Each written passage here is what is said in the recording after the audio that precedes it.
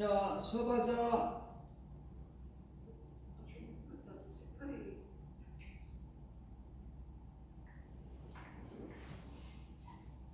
자, DLS. 자, 수업할게요.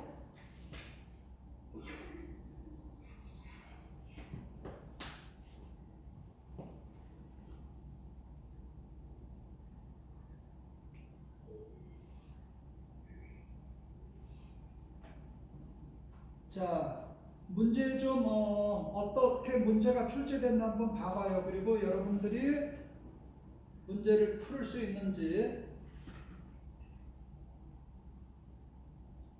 자, 한번 보겠습니다. 10번.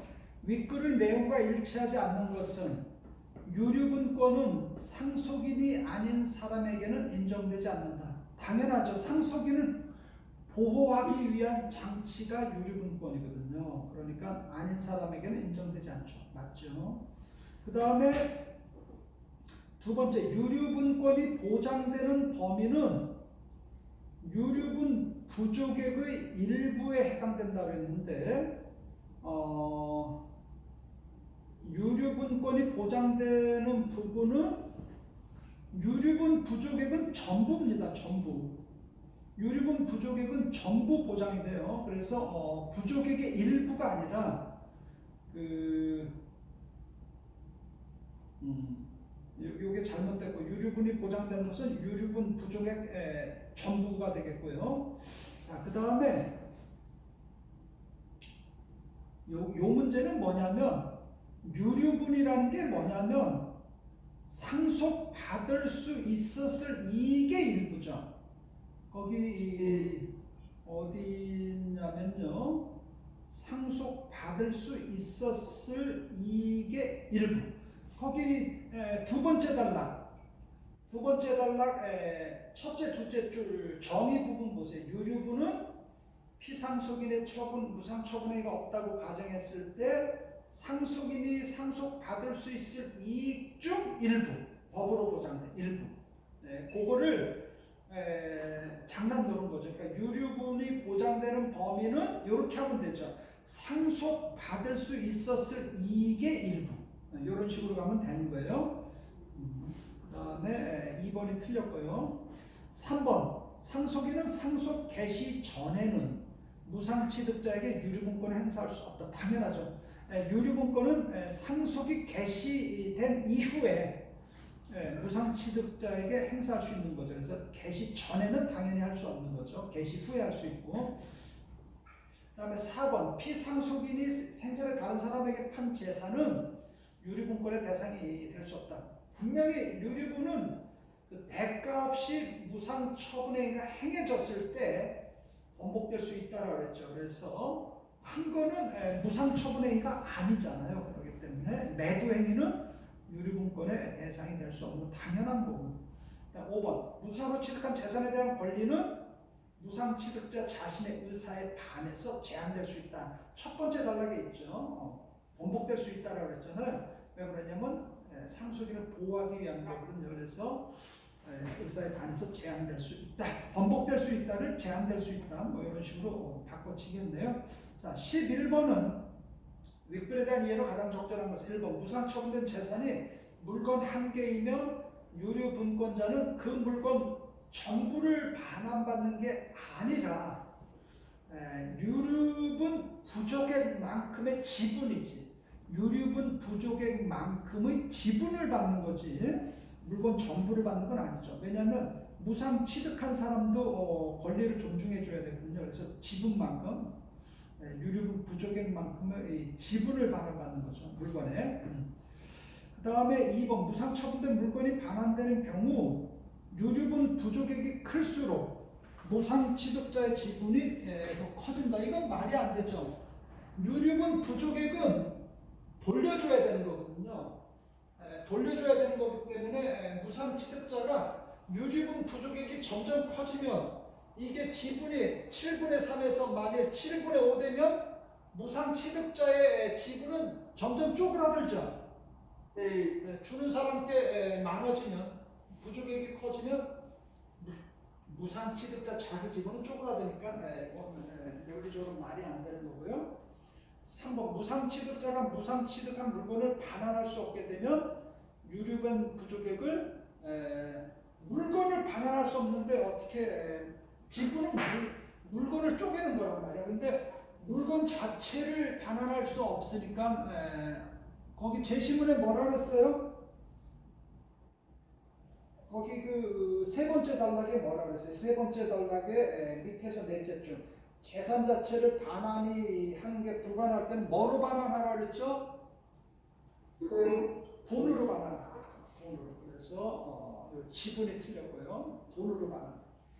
그 다음에 4번 아까 했었고, 그 다음에 5번 무상처분된 물건의 일부가 반환되면 무상취득자는 물건의 소유권을 갖는 것이 아니라 물건의 지분, 소유권의 지분을 가져. 지분. 그리고 취득자도 무상취득한 물건을 반환받는 것이 아니라 지분, 둘 다 지분을 갖는다라는 것. 그다음에 5번도 틀렸고요. 그다음에 12번 윗글을 통해 알 수 있는 기억의 이유로 가장 적절한 것은 자 유류분 취지에 비추어서 상속 개시 당시 시가가 원칙의 기준. 그래서 700이 기준인데 그거는 왜냐하면 거기 유류분의 취지는 목적이잖아요. 유류분이라는 게 상속인을 보호하기 위한 법적인 장치란 말이에요. 그래서 두 번째 단락 첫째 줄 둘째 줄에 유류분 계산은 피상속인의 무상처분행위가 없었다고 가정해서 우리가 만들어낸 거거든요.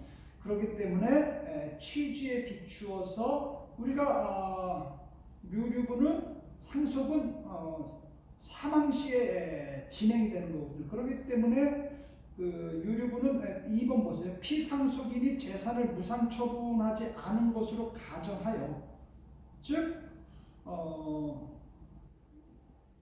그렇죠. 그게 두 번째 단락 첫째 문장에 있잖아요. 피상속인의 무상처분 행위가 없었다고 가정해서 유류분을 만든 거기 때문에 그래서 2번처럼 답하면 좋겠죠. 피상속인의 재산을 무상처분하지 않은 것으로 가정해서 그러면 무상처분하지 않은 것으로 가정했다 그러면 뭐 상속 무상양도 당시냐 아니면 무상취득 당시냐 아니면은 그 상속 개시 당시냐 이렇게 쪼갤 필요가 없는 거죠. 왜냐하면 그 무상처분행위가 없었다고 가정하니까 무조건 상속 개시 당시를 기준으로 해야 되겠죠. 그래서 2번이 답이 되는 거고요. 나머지들은 뭐 다 엉터리입니다. 다 엉터리입니다.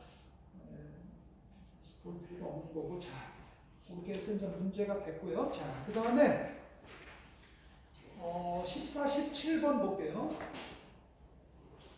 자, 인터넷 검색 엔진은 자, 파란색 형광펜 검색어를 포함하는 웹페이지를 찾아서 화면에 보여준다. 여러분들 인터넷 검색 엔진에는 그 네이버나 다음, 구글 이런 것들이 인터넷 검색 엔진입니다. 자료를 찾을 수 있게 도와주는 소프트웨어죠. 이게 인터넷 검색 엔진인데 우리가 검색어를 포함하는 웹페이지를 찾아 화면에 보여준다. 뭐 옷, 뭐 내의, 뭐 상의, 하의 뭐 이런 식으로 검색어를 치면 네이버나 다음에서 웹페이지를 찾아서 화면에 보여주는데 웹페이지가 화면에 나타나는 순서를 정하기 위해서 가려주세요. 웹페이지가 화면에 나타나는 순서를 정하기 위해서 검색 엔진은 자 파란색 형광펜 그 순서를 어떻게 이렇게 화면에 띄워주냔 말이죠. 그래서 그 검색 엔진은 수백 개가 넘는 항목을 고려한 다양한 방식을 사용한단 말이죠. 그 수백 개가 넘는 항목 중에서 대표적인 항목이 중요도하고 적합도를 중요도, 적합도, 빨간색 형광펜에서 핵심어죠, 키워드.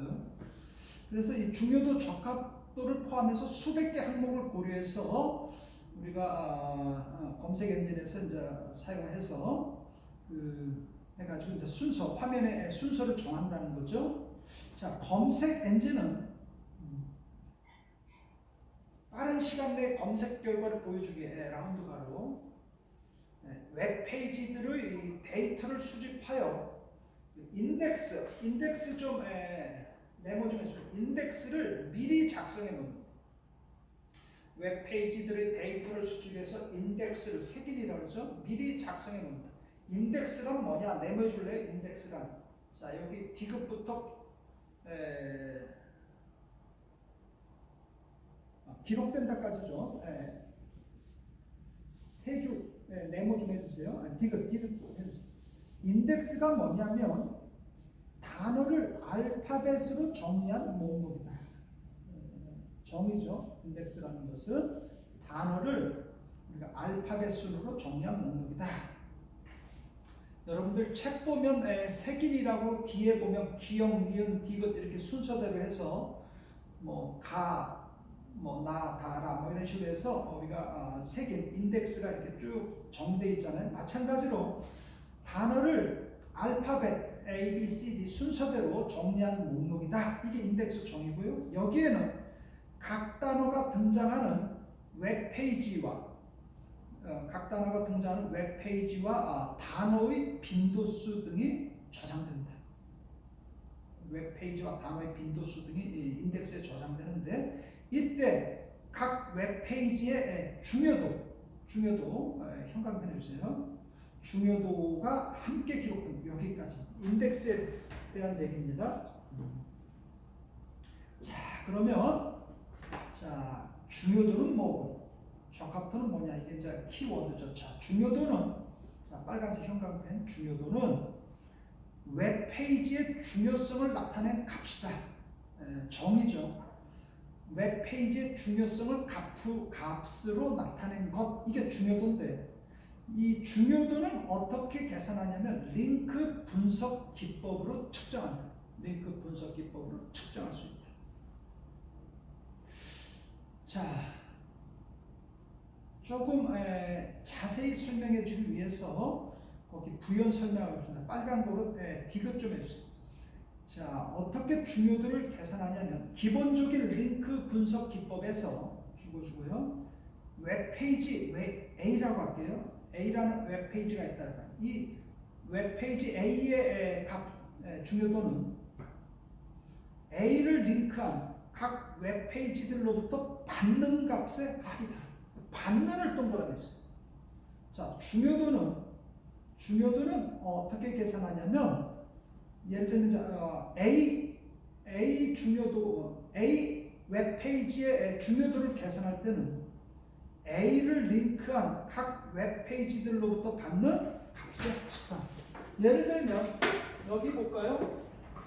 자, A의 중요도를 계산할 때는 자, A라는 웹페이지의 중요도를 계산하는 것은 A를 링크한 것은 D하고 B죠. D하고 B. 즉 DB로부터 받는 값의 합. 요게 A의 중요도라는 겁니다. 자, 이게 중요도 정의고요. 이렇게 받은 A의 값은 A가 링크한 다른 웹페이지들에 균등하게 나눠진다. 또, 자, 예를 들면 이 B가 예를 들면 여기서 이제 2로부터만 받았다고 하지만 또 다른 F로부터 또 받았다고 해봐요. 그러면 자, 2로부터 받은 중요도 F로부터 받은 값을 더해서 B의 중요도가 정해지는데 여기 보세요. 이 B의 중요도는 그냥 자기만 가지고 있는 것이 아니라 여기 뭐라 그랬어요? 이렇게 받은 A의 값은 A가 링크한 여기서 이제 B라고 했고요. 요놈이 링크한 A하고 C죠. AC. 그 A가 링크한 다른 웹페이지를 거기 주고서 균등하게 나눠진다. 균등하게. 균등 동그라미에서 균등하게 나눠준다는 거. 자, 추상적이죠. 그러니까 예를 들고 있습니다. 자, 라운드 가로. 즉 A의 값이 4라고 해봐요. 그러면 A가 두 개의 링크를 통해 다른 웹페이지로 이게 나눠진다면 A의 값은 균등하게 나눠지니까 4를 균등하게 나누면 뭐가 돼요? 2가 되겠죠. 2를 나눠준다. 아, 이게 균등하게 나눠진다라는 예구나. 상술이구나. 여기까지 가려주세요. 자, 여기 두 번째 단락은 웹페이지의 중요도에 대한 설명입니다. 하지만 설명해 주세요. 하지만 두 웹페이지가 아까 뭐 A가 4라면 두 군데로 나눠지면 2인데 그 나눠받는 두 웹페이지가 실제로 받는 값은 거기 줄거줄래요? 그 A로부터 받는 두 웹페이지가 우리가 이론적으로 보면 2인데 실제로 받는 값은 줄거주세요. 2에 2 동그라미 있어요. 2에 댐핑 인자를 곱한 값이다. 댐핑 인자 좀 메모해 줄래요? 2 곱하기 댐핑 인자. 이게 실제로 받는 값이에요. 댐핑 인자? 자, 디귿 좀 해주세요. 빨간색 중요하죠. 댐핑 인자는 세 줄, 가진다까지 디귿 좀 해주세요. 댐핑 인자가 뭐냐? 댐핑 인자는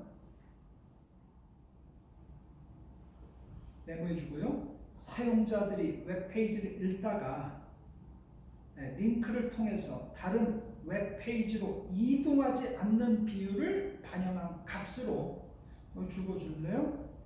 다른 웹페이지로 이동하지 않는 비율을 반영한 값으로 1 미만의 값을 가진다.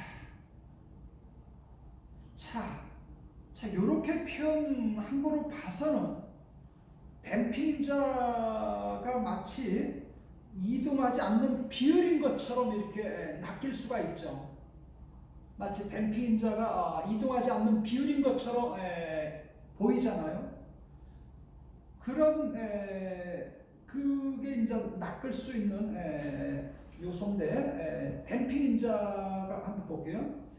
댐핑 인자는 모든 링크에 동일하게 적용되는데 자, 가령 좀 가려주세요. 가령부터 그 비율이 여기서 그 좀 내려줄래요? 빨간색으로 그 비율이 20%이면 자, 여기서 갑자기 그라고 했죠. 그러면 여러분들 그 비율 그랬으니까 위에서 비율이라는 표현이 쓰인 거는 이동하지 않는 그거 하나밖에 없죠. 그 비율을 그랬잖아. 그러면 그가 뭐예요? 이동하지 않는 비율이죠. 맞습니까? 조금 리스폰스 좀 해라. 그 비율하면 그는 이동하지 않는 비율이죠. 위에 비율이라는 말은 거기 하나밖에 안 쓰였으니까. 자, 이동하지 않는 비율이 20%이면 댐핑 인자 내보여주세요. 댐핑 인자는 우리가 그냥 윗문장만 가지고 보면 댐핑 인자면 이동하지 않는 비율을 반영한다 그러면 마치 댐핑 인자 이퀄 이동하지 않는 비율로 여겨지잖아. 그런데 여기 예를 보면 이동하지 않는 비율, 그 비율이 20%면 댐핑 인자는 0.8이다라고 한 거로 봐서는 댐핑 인자는 이동하지 않는 비율이냐, 이동하는 비율이냐? 이동하지 않는 비율이면 0.2가 댐핑 인자가 돼야 되잖아. 그런데 여기 0.8이라고 한 거 봐서는 이동하지 않는 비율이 0.2면 이동하는 비율이 0.8이라는 거죠. 네. 그래서 댐핑 인자는 거기다 적었어요. 이동하는 비율이라는 거. 요게 낚이기 아주 좋았던 문제입니다. 작년에 국평에서. 그래서 댐핑 인자는 이동하지 않는 비율이 아니라 이동하는 비율이에요. 그리고 상식적으로 선생님 잠깐 봐라. 이게 중요도가 4라고 해봐요. 여기 뭐 4라고 해봐요. 그러면 여기서 4가 그대로 가는 게 아니라 4가 B로 그대로 가는 게 아니라 그냥 2에서 머무를 수도 있죠. 2라는 웹페이지에서 보다가 그냥 끌 수도 있죠. 다른 데로 넘어갈 수도 있고 그냥 그대로 있다가 그냥 아웃될 수도 있죠. 근데 다른 쪽으로 이동하는 비율이 80%라고 그러면 얘가 중요도가 4라고 그러면 이동할 가능성이 80%다라는 거 0.8이죠. 그러면 이쪽으로 넘어갈 가능성이 뭐라는 거예요? 3.2 정도라는 거죠. 4, 8에 30, 3.2가 중요도가 넘어간다는 거죠. 이해되나요? 4가 다 가는 게 아니라 4 중에서 20%, 0.2는 2에 그대로 남아있는다고요. 이쪽으로 넘어가지 않으니까 중요도를 계산할 때는 넘어가는 비율, 이동하는 비율 0.8을 곱해서 3.2라는 거예요. 우리가 상식적으로 이해되죠? 이게 중요도가 4인데 무조건 그냥 2는 거쳐가는 거다. 100% 넘어간다 그러면 얘가 4가 되는데, 그죠? B가 더 중요하죠. 얘는 그냥 통과만 시키는 거니까. 그런데 여기서 또 남고자 하는 사람도 있을 거란 말이에요. 20%. 그러면 넘어가고자 하는 것은 80%니까 이게 댐핑인자 0.8이죠. 80%니까 그러면 3.2가 중요도가 3.2로 넘어가는 거죠. 뭐 이해되니? 그렇게 됐고요. 자, 그래서 요거 하나만 조심하면 돼. 댐핑 인자는 0.8이라는 거. 하하. 그래서 댐핑 인자는 이동하지 않는 비율인 것처럼 보이지만 절대로 그게 아니라 이동하는 비율이라는 거.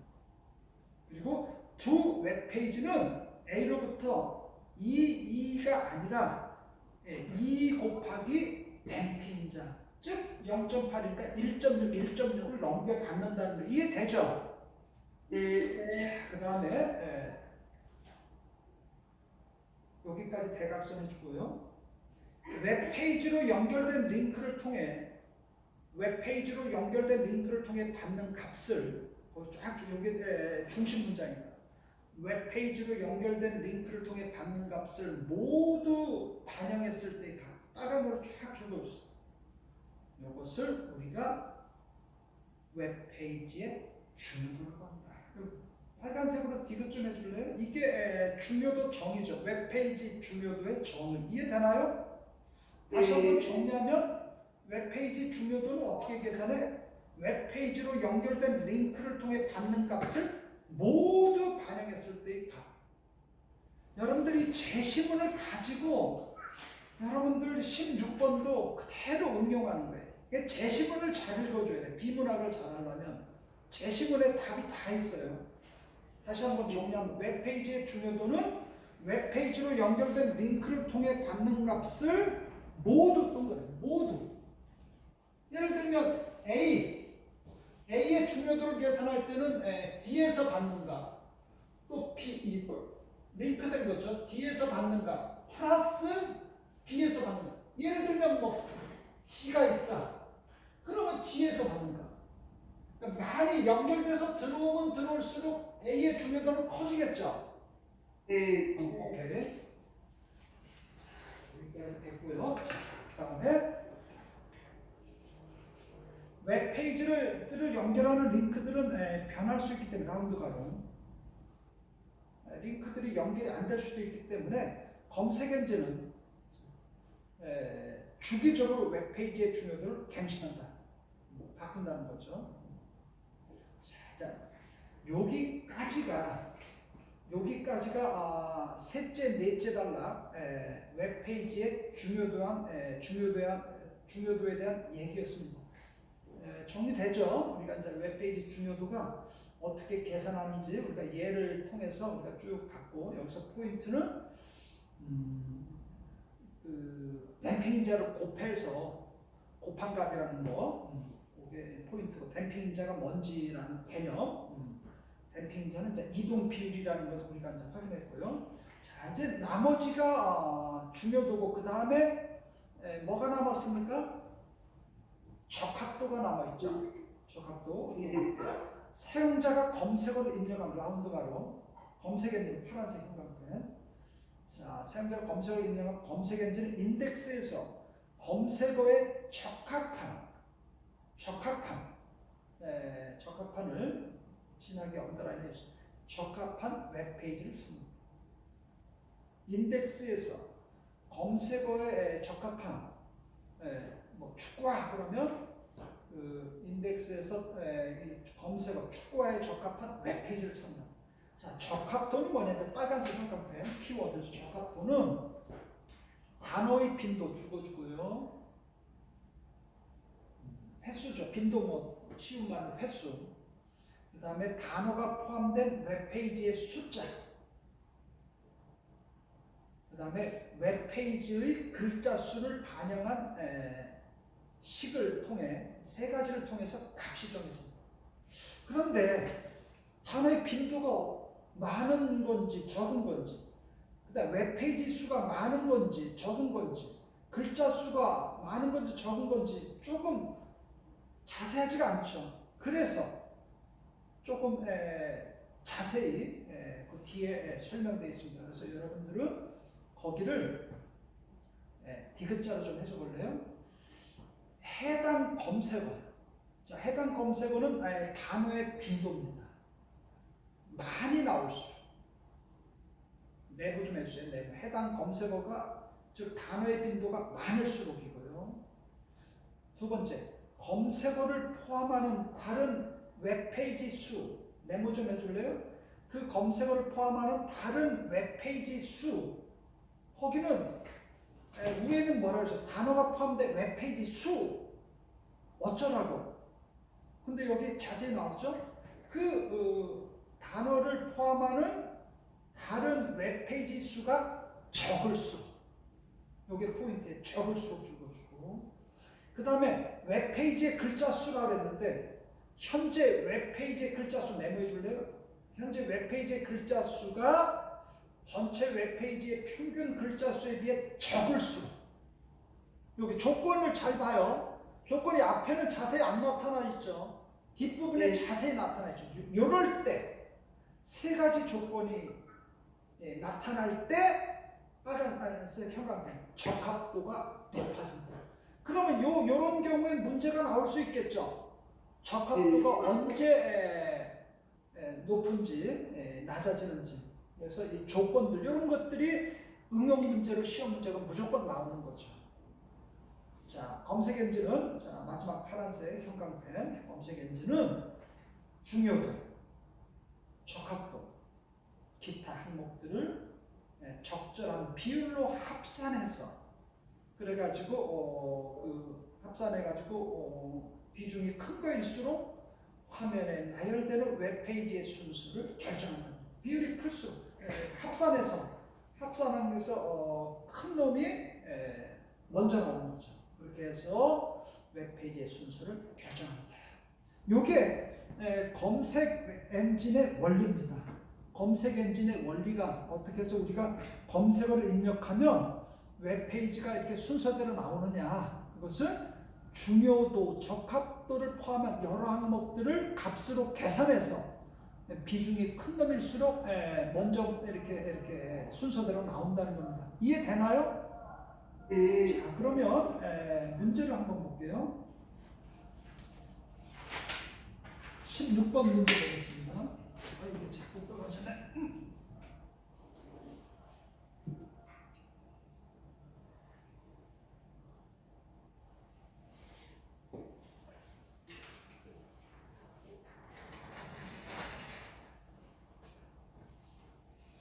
자, 여러분들 16번 문제 봐봐요. 자, 응용 문제죠.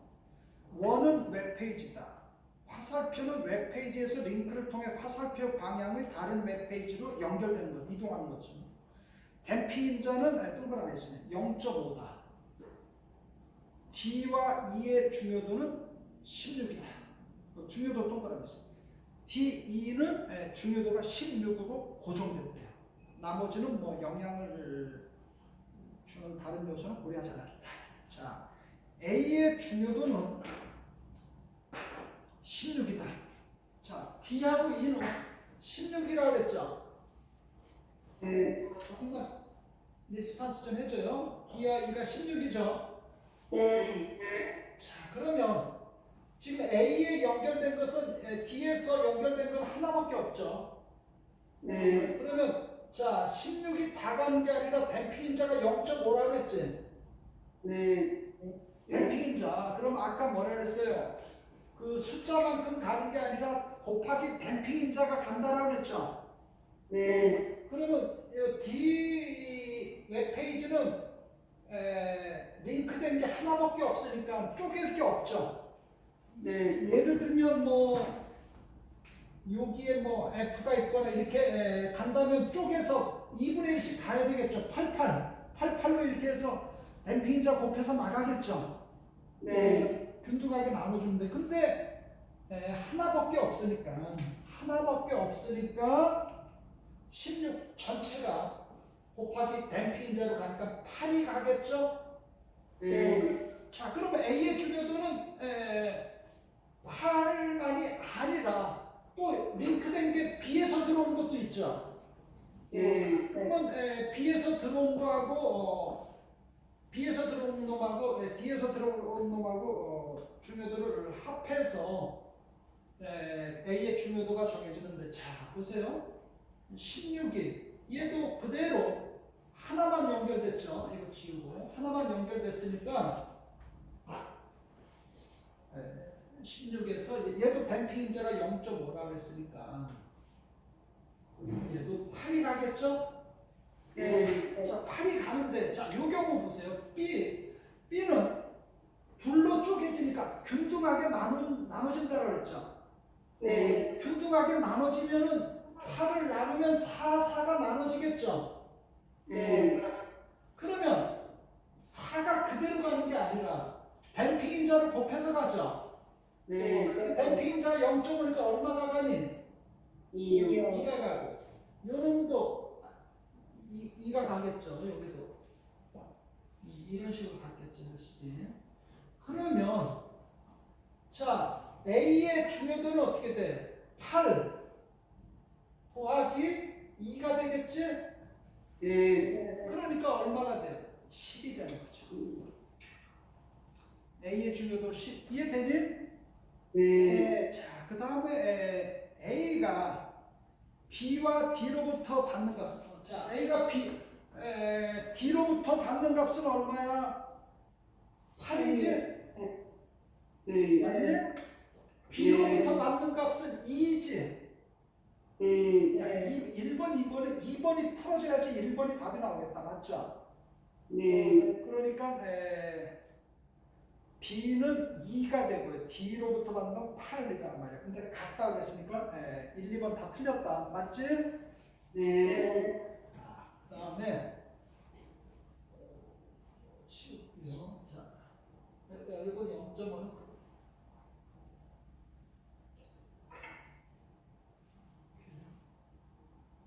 다 치우고, 자.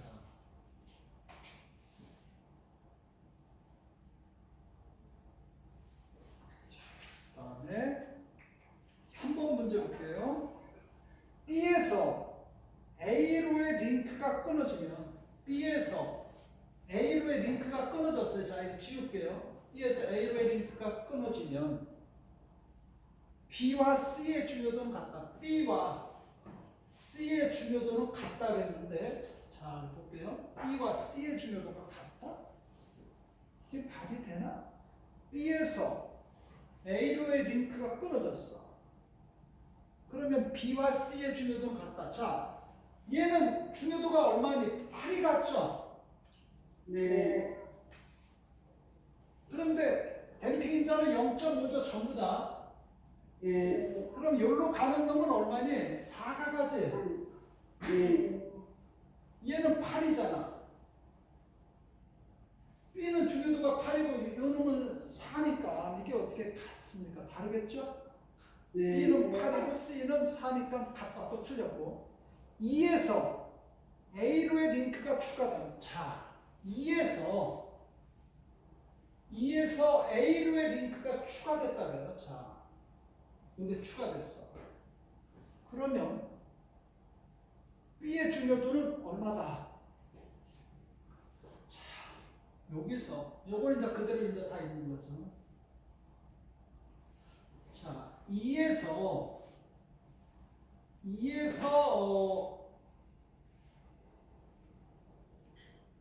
중요도가 16인데 링크가 하나 생겼으니까 양분돼서 8이 가야 되겠죠. 네.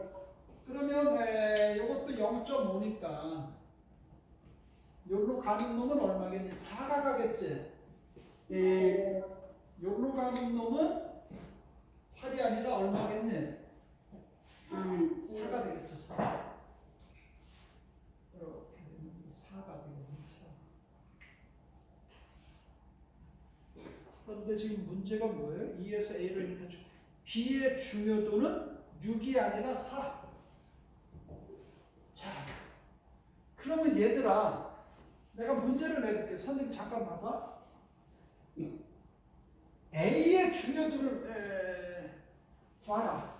그러면 어떻게 될까? 자, 이것만 이해되면 이건 전체 다 이해되는 학생. 자, A의 중요도는 여기서 받는 놈, 여기서 받는 놈, 여기서 받는 놈, 세 군데서 받는 놈 더해주면 되죠. 네. 이해되니? 네. 아니 내가 만든다면 A의 요 경우에 요게 링크가 새로 생겼을 때 A의 중요도 값은 얼마냐 이렇게 문제가 났다 그러면 조금 어려워질 수도 있잖아. 맞죠? 네. 그러면 얘는 얼마냐? 8이지? 네. 요 놈은 4지? 네. 얘는 얼마냐? 여기서 둘둘로 쪼개지겠지? 네. 곱하기 0.5를 하면 1이 가겠지? 1. 네. 1이 가고 여기도 1이 가겠지? 네. 여기 1이 되겠다. 1. 그치? 네. 그럼 문제가 이렇게 나올 수 있죠. 요 경우에 C의 중요도는 1이고 A의 중요도는 세 군데에 보내준 값을 다 더하면 되죠.